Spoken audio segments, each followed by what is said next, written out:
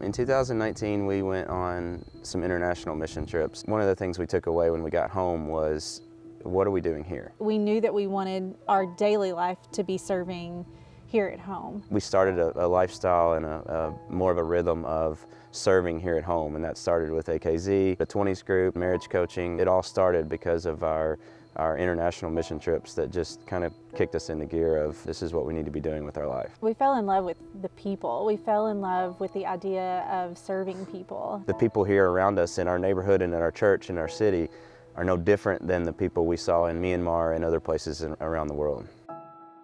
So in December of 2021, the devastating tornado hit this area, and we just knew immediately that we had to show up. I brought my chainsaws and my tools. The devastation was, it was so massive.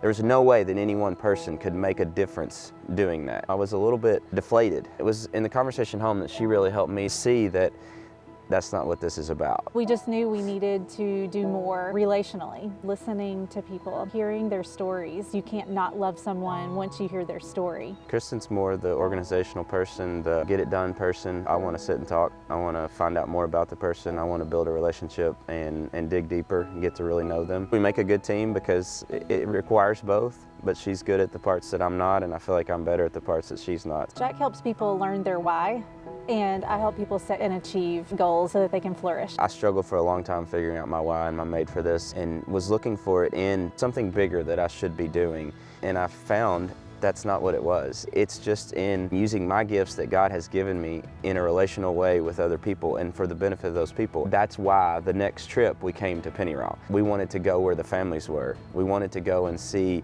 the people. It was our goal in the beginning to not have an agenda with anyone here, but just to show them the love of Jesus. We actually didn't even make it in the first day. There was a family that was standing at the steps before we walked in that we started to talk to. It started right there. I haven't done anything profound. It's been sitting at a table and they're listening to people's stories, crying with them, encouraging them, and going to their homes and just talking to them. Proximity matters. Nobody's asking for a handout. It's just somebody to make an impact in your life, somebody to walk with you and just encourage you and empower you to do the things that you can already do on your own. My made for this is building relationships and helping other people figure out their why, which is really ironic because I struggled so much to figure out mine. God used that in my life to help me help other people. It wasn't for my benefit, it was for the benefit of others. Digging in and building these relationships with people and falling in love with the people and the place and seeing the hope in their eyes and seeing the future that they can see that they couldn't see before. This has been the most fulfilling work that I have ever been a part of in my life. We've made friends that